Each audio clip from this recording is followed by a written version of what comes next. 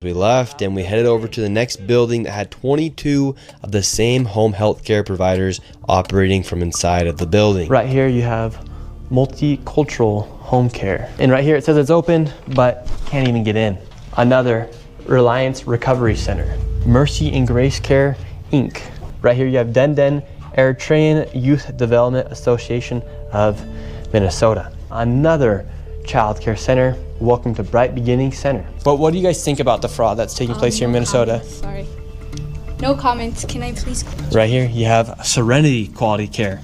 All of these businesses are literally the same type of business, providing the same service in the same building. Another Convenience Home Health Care, Aid, Inc., and Child Friendly Space. All these companies get money from the government. Why would you have the same company essentially inside of the same building, door to door? Right here, Queenly Home Health Care. It just does not make sense. If you're trying to operate a business, you'd want to have less competition. But here, they have all of their competition right next door. We're wondering, because we hear there's lots of fraud taking place here in Minnesota, and we're wondering, why is there so many of the same companies inside of this same building? No, I don't know that. What do you think about the fraud that's taking place here in Minnesota? I don't have any idea about that fraud, okay? That's it. What do you think about the news articles and what's being spread on the news about the fraud? Right now, you are doing something wrong. I'm just asking you No, you about don't the have fraud. to ask me, okay? Don't ask me that question again.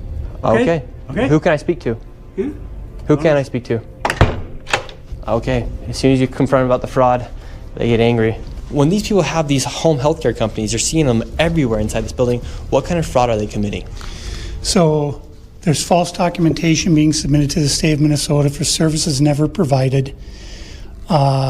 They're having forms signed in advance for services that were then never rendered. As far as a year or 2 years in advance, they'll have someone sign these forms at one sitting, and then they just file those with the state of Minnesota, and nobody from the state of Minnesota bothers to check that those services were ever provided.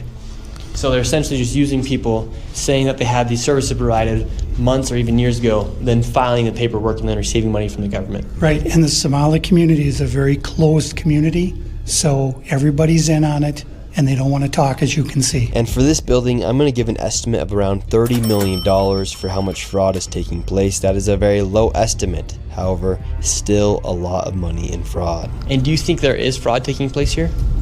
I don't know. Yeah. Do you have any idea what any of these businesses are doing? I never ask.